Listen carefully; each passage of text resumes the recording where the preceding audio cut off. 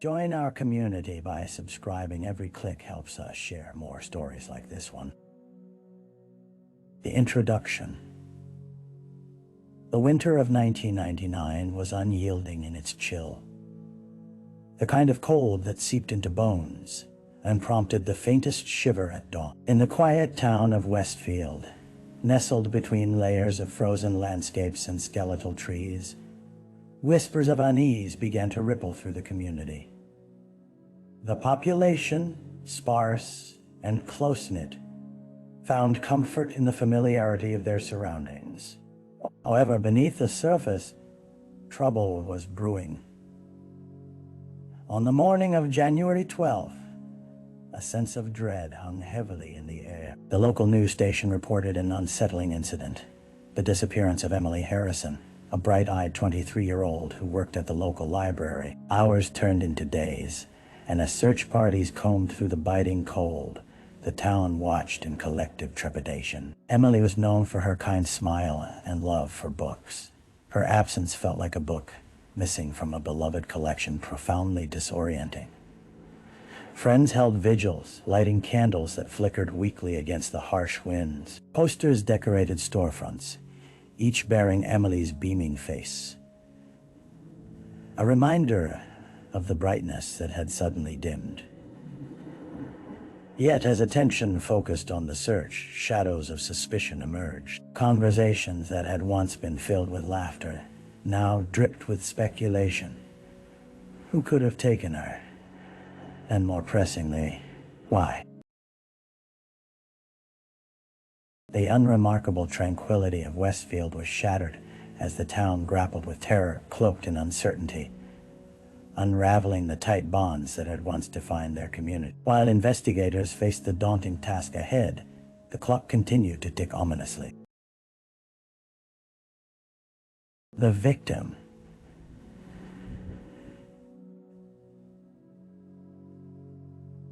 Emily Harrison was more than a face on a missing persons flyer. She was the embodiment of warmth in the otherwise hushed corridors of Westfield. Bright and earnest, she had a passion for storytelling that resonated with the town's younger residents who frequented the library, seeking adventure within the pages. Her laughter echoed like a familiar melodious sound that filled her small home with life, as she often invited friends over for book club meetings that transformed into lively discussions about the characters they adored. 5 days after Emily's disappearance, law enforcement embarked on a journey to understand her world better. They discovered her deep connections with her family and friends, Saturday brunches with her mother, shared evenings watching classic films with her terminally ill father, and those spontaneous hikes into the nearby woods with her childhood friend, Sarah. The investigation team sifted through Emily's belongings, looking for clues amidst the Mundia collection of well-thumbed novels, an array of notebooks filled with stories yet to be told, and a handwritten calendar noting her plan. As they pieced together the puzzle of her life, they began to confront the intricate relationships she had fostered. Interviews revealed underlying currents of tension. Friends described a recent struggle, a romantic relationship that had soured and left behind a trail of unexpressed heartache. Yet her resilience shone through, and as her loved one spoke, it became evident that Emily had dreams of becoming a published writer. Hers was a life defined not just by her transformation into a victim, but by the hopes and passions that colored her days. In the heart of Westfield, where the scent of pine trees mingled with the frost-laden air, a portrait of Emily emerged, a young woman gone too soon, but not forgotten. The crime scene. 6 days after Emily's disappearance, the search efforts intensified when a volunteer stumbled upon a clearing in the woods adjacent to town. The icy ground crunched underfoot as investigators arrived, bringing with them an air of trepidation. The scene was eerily serene, the silence punctuated only by the rustling of desperate brand. In stark contrast to the biting chill, the atmosphere felt charged, an unspoken anticipation hanging in the air. As the searchers stepped deeper into the grove, the faint outline of fabric caught the eye of a nearby officer. It was a piece of Emily's distinctive green jacket, the one she wore with pride during her hikes. Heartbeats quickened, dread weighed heavily on the air. While the grounds were meticulously combed for more clues, the realization sank in that the search for Emily had taken a chilling turn. The underbrush was thick with life. Ferns splayed outward under the frosty cover. Yet the looming trees, their branches stark and bare, seemed to hold secrets of their own, watching as the investigation unfolded. Evidence markers peppered the area, denoting spots where twigs, leaves, and traces of fabric were collected, each item becoming central to understanding what had transpired in those woods. Investigators examined the ground for prints, unaware of the fresh snowfall that would likely erase any signs of struggle. Every inch of the scene was scrutinized. There was an overriding sense that Emily's fate lay within this unhallowed earth, cradled by the indifference of nature. Each passing hour thickened the tension, the specter of tragedy looming larger as the echoes of hope dwindled. As night fell, the once familiar woods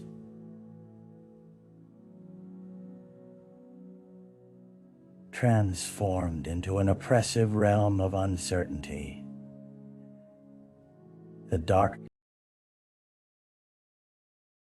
The early investigation. With the discovery of Emily's jacket, the investigation plunged into a frenzy. A team of seasoned detectives gathered at the precinct, the air thick with determination and urgency as they unfurled a massive whiteboard splattered with notes, photos, and timelines.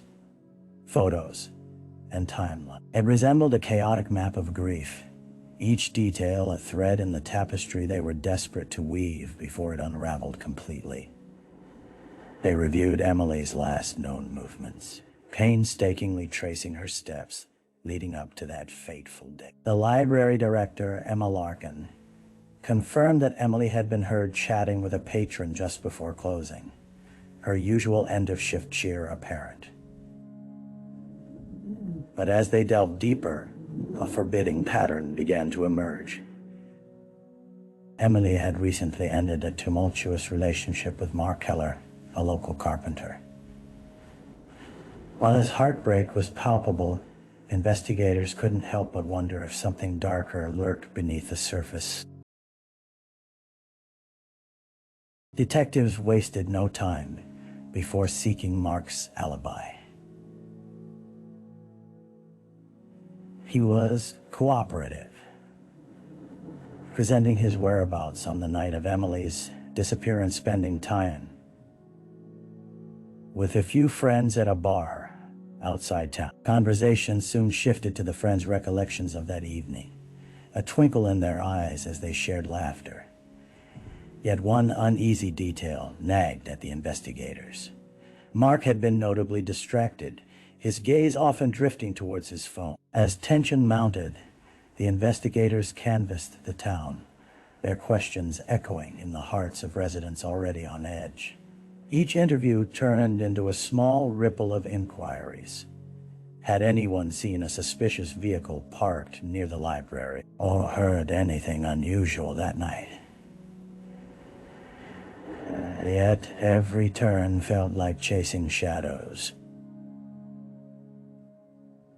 Descriptions of hollow-eyed men or vehicles without license plates blended into the whispers of uncertainty. Days blurred into one another, and with each passing moment, the town grew heavier with dread. As they unraveled the threads of Emily's life, they held on to the faint glimmer of finding the truth, knowing that every lead could either illuminate the path or deepen into the darkness. The dead ends. Days turned into weeks, and the fervor of the initial investigation began to fade, replaced by the heavy weight of frustration. Each lead that sparked optimism quickly extinguished itself under scrutiny, revealing only fragments of a life disrupted but not an answer to the haunting question of Emily's whereabouts. The detectives, once filled with vigor, felt the chill of despair that had settled over the precinct. They were fighting against time in the relentless march of winter, a season that thrived in stark contrasts, but yielded little warmth. Mark Keller's story continued to check out, corroborated by multiple witnesses. Yet the burning questions lingered like smoke in the air. The team initiated searches of local properties and businesses, but uncovered no additional follow-ups. With friends and family revealed little more than the portraits of Emily's radiant past. Her absence felt like a ghost, hovering just out of sight. In pursuit of fresh perspectives, the team sought assistance from a local forensic psychologist. She cautioned against narrowing focus too quickly, turning the investigation into a personal vendetta could lead to overlooking potential suspects. Observations made in passing, like a neighbor's odd behavior or a chance encounter with a delivery driver in the days leading up to Emily's disappearance, were re-examined, but yielded scant results. As winter continued to grip the town, whispers of doubt surged through the community. What if she's gone forever? They pondered. The once fragrant hope wilted in the cold. Frustration began to seep into the precinct as team members, keenly aware of the emotional toll each failed lead wrought, battled against the disheartening grip of dead ends, wrestling with the unsettling reality that they were grasping for straws in the snow. A break in the case. As the days dragged into a second month, hope flickered like a candle in the wind. The investigation was at a standstill, buried under layers of uncertainty, when a breakthrough unexpectedly emerged from the depths of an overlooked lead. Detective Sam Nelson was meticulously reviewing hours of surveillance footage from the local gas stations when he stumbled upon something strange. An unfamiliar vehicle parked outside the library on the night of Emily's disappearance. The grainy footage highlighted a dark-colored SUV, the kind that could easily blend into the shadows, but the timing was pivotal. As the clock struck closing time, the vehicle lingered just outside the frame, its engine idling as a figure stepped out. The timestamp confirmed it. The vehicle did not belong to any of the patrons known to frequent the library. Eager to delve deeper, Detective Nelson tracked down the license plate number, evidently obscured but decipherable in the video. The officers' excitement grew as they discovered it was registered to a local man with a history of minor altercations, a pattern that had gone unnoticed during the initial sweep of possible suspects. With this newfound information, the team launched a renewed effort to identify the SUV's owner. A minor interrogation revealed a troubling connection. The man had been seen arguing with Emily weeks before her disappearance, an interaction that had gone unnoticed by a community still seemingly blinded by fond recollections of the victim. As the investigators pulled together these threads unseen before, a flicker of hope ignited within the precinct. With every piece of evidence, they knew they were inching closer to the truth, yet trepidation lingered, for the path ahead was fraught with unknown dangers. The suspect. A chill swept through the precinct as detectives gathered to discuss the unraveling puzzle surrounding the dark SUV. The owner, a man named Thomas Gray, was known in town as a reclusive figure, his life shrouded in whispers and rumors. Having lived in Westfield for over a decade, his behavior had always straddled that line between eccentric and alarming. Those who had crossed paths with him recalled discordant tales, erratic encounters, drunken outbursts, and fleeting moments of unsettling aggression. Detectives launched a focused stakeout to observe Gray's residence, a weathered wooden house perched on the outskirts of town. The property bore testament to neglect, paint peeling from the walls, weeds choking the garden, and the faint odor of decay wafting from the depths of the surrounding forest. As they sat in their unmarked vehicles, the anticipation built, impatience cloaking the officers like an oppressive weight. Day after day, the same monotony ruled. Bouts of silence punctuated by the call of distant crows and the rhythm of passing cars. Just when hopes waned, a break in routine occurred. On a particularly blustery afternoon, Gray's SUV emerged from the shadows and hit the road, a low growl of exhaust echoing through the stillness. Detectives followed him discreetly, a sense of diligence pushing through their weariness.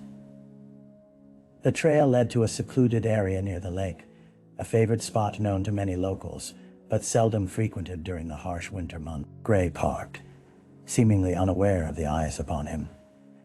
As night deepened, something caught the detective's attention. The flicker of a flashlight danced across the uneven landscape, a ceaseless movement that ignited both curiosity and alarm. With their hearts pounding, they marked their focus on Gray's activities, knowing that this could very well lead them closer to unraveling the threads of Emily's fate. Yet, with every turn of events, the specter of fear loomed. Larger could they be right? Or was it merely a case of misjudgment? The trial. Months eclipsed since the disappearance of Emily Harrison, and the air was ripe with anticipation as the trial of Thomas Gray commenced. The quaint town of Westfield huddled together in the courtroom, tension radiating from the faces of those who had once known their victim in life. They were bound not only by their sorrow, but by a collective yearning for just to see a resolution to the heart-wrenching mystery that had enveloped their community. The prosecution painted a compelling picture, methodically outlining the timeline that led to Gray's arrest. They cited the surveillance footage of him lingering outside the library, followed by eyewitness accounts detailing his tumultuous personality, his volatile temper, and his history of confrontations with Emily. Authorities described how he had been seen arguing with her on multiple occasions, each incident more alarming than the last. And the jury listened intently, absorbing the gravity of the prosecution's narrative. Gray, taking the stand, bore a hollow demeanor, his pallid face betraying little of the human emotions that coursed beneath.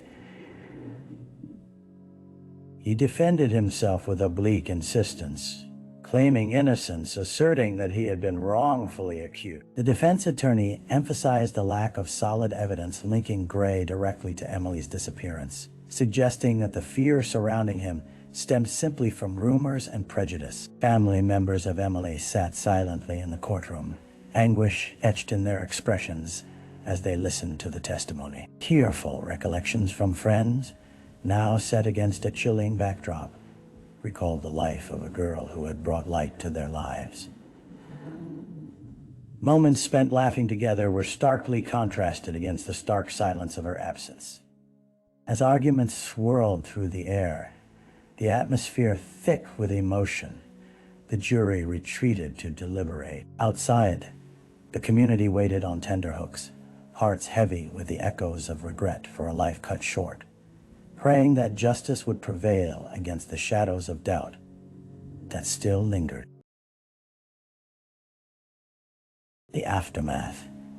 The verdict rang through the solemn courtroom like a bell tolling in the stillness of a forgotten town. Thomas Gray was found guilty of the charges against him, and the collective exhale from the gathered crowd felt like both a release and a weighty burden. Familia embraced, tears mingling with relief and sorrow, while Gray was led away, his expression inscrutable caught somewhere between defeat and disdain. In Westfield, life attempted to claw back to normalcy, but the shadows of the past still lingered, haunting the very air that had once felt welcoming. Memorials for Emily flourished across town, flowers laid at the library entrance, and trees adorned with handmade signs bearing her name.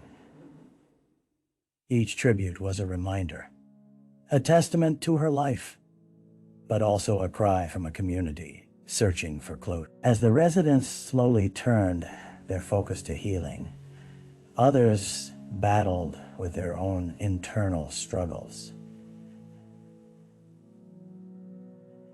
Emily's parents, once pillars of the community, now found themselves retreating from. The loss left its mark, a silent ache anchored deep within their hearts.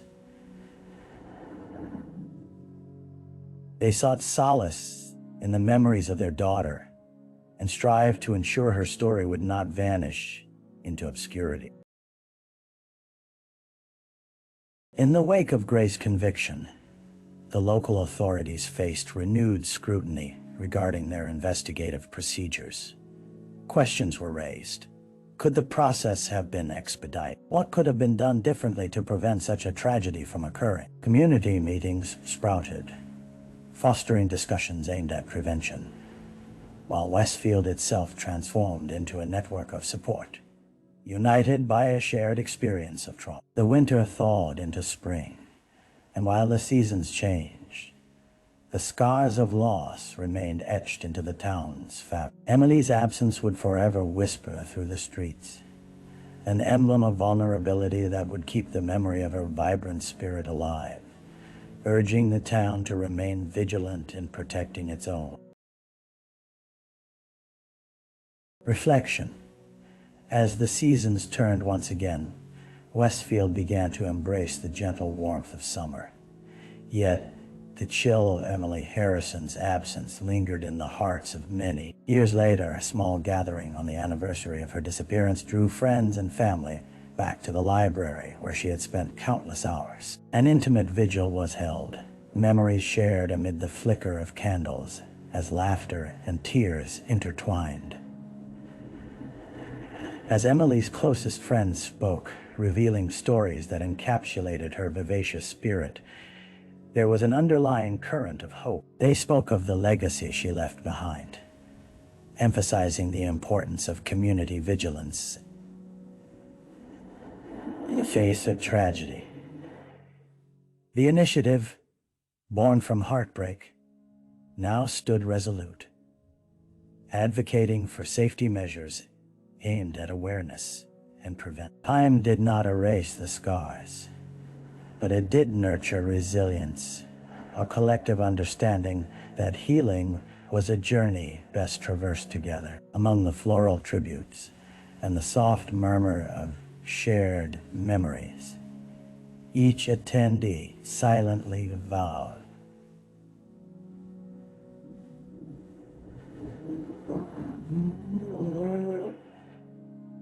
honor Emily, not only as a victim of circumstance, but as a beacon of compassion and kindness. In the depths of their sorrow, they had discovered an unyielding bond of connection that reminded them their collective strength could brighten even the darkest corners, ensuring that Emily's spirit would never truly be forgotten.